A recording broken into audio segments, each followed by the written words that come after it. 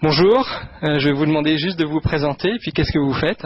Bonjour, mon nom est Marc-André Dubuc. Je suis producteur maraîcher biologique avec... Oui, Daniel Leduc. Alors, on fait le même travail. Et vous faites quoi exactement alors? C'est surtout des paniers biologiques. L'agriculture soutenue par la communauté. Donc, je sais que le consommateur vient chercher à chaque semaine, à un endroit précis, son bac avec différents légumes qu'on cultive pour eux. Et vous avez choisi l'agriculture bio, c'est ça? Oui, de par choix, parce qu'il est arrivé des contraintes environnementales, des contraintes de santé avec les pesticides. Donc, on a fait le choix de justement de tout faire la transition pour être biologique. Tout à l'heure, vous parliez du petit lait ou du lait que vous utilisiez. Est-ce que vous pouvez juste en dire? Ce serait plus lui qui vous répondre à la lactofermentation. Le lactofermentation, c'est un biostimulant.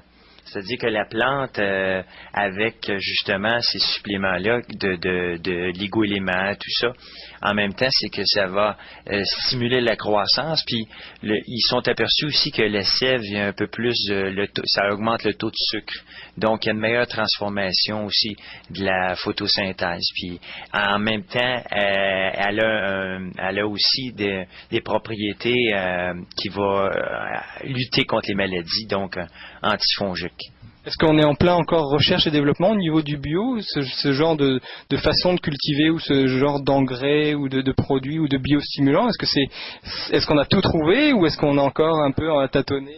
Il y en a encore beaucoup à venir, mais c'est juste une question de temps. C'est juste que ça prend quand même beaucoup de recherche, beaucoup d'argent pour faire ces recherches-là. Donc, ça prend un certain temps, ça prend l'application. Il y a beaucoup de bénévolat, des gens qui s'impliquent beaucoup, puis avec différents projets.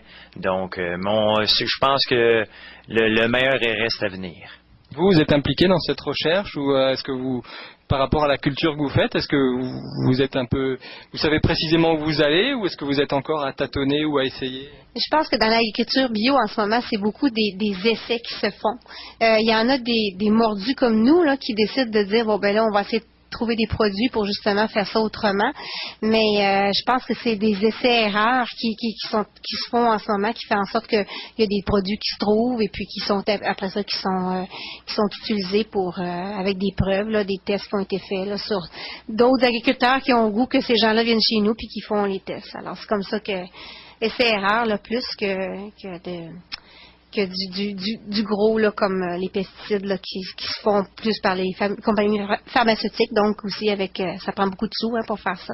Puis nous, on n'est pas assez aussi au niveau de l'agriculture bio pour pouvoir fournir pour ces recherches-là. Et la solution de facilité, ça serait d'aller justement, de sortir du bio puis de mettre tout un tas de pesticides, ça serait beaucoup plus simple, non? La vie serait plus simple pour vous, non? Ouais, de toute façon, ouais. Le reste, moi, ce qui nous importe en ce moment, c'est d'aller chercher les informations partout à travers le monde. Là. Je veux dire, il y en a beaucoup de recherches qui se fait en Europe, donc si on est assez habile pour aller chercher ces informations-là, il y a beaucoup de choses qu'on va appliquer chez nous plus en plus. Déjà, la plasticulture, on en a parlé tantôt. Probablement le plastique à base d'amidon de maïs, qui est photodégradable, qui est biodégradable. Moi, je trouve ça fantastique depuis qu'on l'utilise. Ça permet justement de laisser la microflore, tout le manger, comme on dit, vu que c'est à base d'amidon de maïs, puis tu laisses tout ça sur la terre, puis on en réutilise tout simplement chaque année. Mais je pense que c'est une question aussi de valeur. C'est que non, on pourrait pas retourner comme avant avec tout ce qu'on sait, tout ce qui est fait, puis tout ce qu'on peut faire au niveau de dommages à nous-mêmes et à tout le monde qui nous entoure. Alors, puis moi, je trouve intéressant parce que nos partenaires nous encouragent beaucoup à continuer parce qu'ils sont contents on se fait beaucoup de dire de remerciements parce que ce qu'on fait, c'est particulier, puis on reviendrait pas en arrière, en tout cas pas moi. Ça goûte différent. Ça goûte meilleur. Ça goûte le légume? Oui, enfin, ça goûte le meilleur. Carotte. Ouais. Je vais faire l'avocat du diable, donc on ne fait pas l'agriculture biologique pour l'argent, c'est ça? Malheureusement, oui. C'est pas la priorité. Je dirais que c'est la deuxième, et la première, c'est le cœur. L'envie de faire autre chose ou autrement? Autrement, autre chose, sauver l'environnement. On a des enfants, alors nous, on veut leur léguer ce qu'on a. Alors, effectivement, on ne peut pas passer à côté de ça. Et le Québec par rapport au bio ou par rapport à d'autres pays, est-ce que le Québec est en avance, en retard? J'ai vu qu'il y a une certification bio canadienne qui est sortie. Est-ce que ça va changer quelque chose ou est-ce que vous êtes plus au niveau Québec? Est-ce que C'est nous autres, on est surtout au niveau Québec. Nous autres, c'est surtout au Québec vrai. Disons que c'est pas si la personne, supposons, qui voudrait s'informer au niveau de qu'est-ce qu'il fait là, au niveau international, c'est sûr que d'autres, il y en a plusieurs agences de certification. Mais au Québec, c'est sûr que c'était au début quand même. On regardait les statistiques là, comparativement à le reste de l'Europe. On va prendre par exemple l'Autriche, à 14%, c'est biologique. Ici, on a à peine 1%.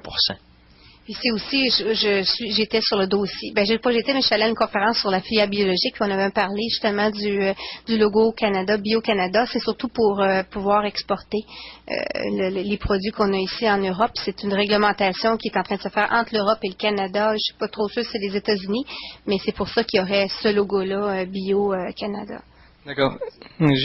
Aujourd'hui, j'ai lu un article où aux États-Unis, justement, on sort un peu du bio pour aller vers du bio mais local, parce qu'on voit qu'il y a beaucoup de grosses entreprises qui veulent se mettre dans le bio pour des questions d'argent, eux, probablement, et que les gens, en fait, c'est pas uniquement du bio qu'ils veulent, c'est justement acheter local ou savoir à qui on achète le produit. Donc je pense que typiquement le panier, c'est vers ça qu'on va. Oui, c'est vers ça. Le panier, c'est vers ça qu'on va, mais c'est sûr que les gens doivent aussi avoir une philosophie différente, parce qu'on n'a pas tout ce qu'on veut comme on va au marché.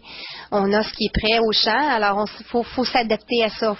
Faut aller comme combler ce qui manque au début, puis après ça, on a de plus en plus de choses, mais au début, c'est sûr que on est tellement habitué d'arriver au magasin puis d'avoir tout sur l'étagère et de choisir ce qu'on veut. Puis comme beaucoup de gens disent aussi, ça te permet de goûter à d'autres produits aussi qu'on n'ose pas goûter parce qu'on trouve ça que ça a l'air bizarre, là, mais quand on sait comment les apprêter, c'est délicieux. Et une chose qui m'a surpris quand je suis arrivé au Québec, c'est que j'ai l'impression qu'il n'y a pas de saison ici au niveau des fruits ou des légumes, enfin moins qu'en France. C'est-à-dire qu'on va trouver des produits comme des pêches ou des fraises à longueur d'année. Et qu'est-ce que vous en pensez? Et justement, je pense que le panier, on a le produit quand c'est la saison et pas tout au long de l'année. Mais là, je pense que c'est l'hiver. On a un hiver, nous, quand même. Donc, on a des produits qui doivent venir de l'extérieur. Mais c'est sûr que l'idéal, c'est de s'adapter ou de conserver. Justement, quand on fait les paniers, si on en a trop, on les met, on les conserve, puis on s'en sert. Nous, là, j'ai conservé de mes fraises. Alors là, je les ai fait geler, puis je fais des jus de fraises avec mes fraises. Alors, je sais que je mange mes choses à moi. Alors, je pense aussi de changer cette mentalité-là, mais changer notre alimentation. Mais des fois, on n'a pas le choix, qui viennent d'ailleurs. C'est sûr qu'on a des grandes lignes. Comme les grandes lignes ici, on commence par le sirop d'érable, c'est la saison des sucres. Après ça, tu as les fraises de l'île d'Orléans. Après ça, tu as le maïs sucré. Après ça, tu as les fameuses courges, potiron, l'automne, citrouille. Mais on a des petites périodes comme ça, mais c'est sûr que c'est pas aussi développé que vous avez en Europe. Ok, merci beaucoup. Et puis bonne continuation. Merci beaucoup. Merci.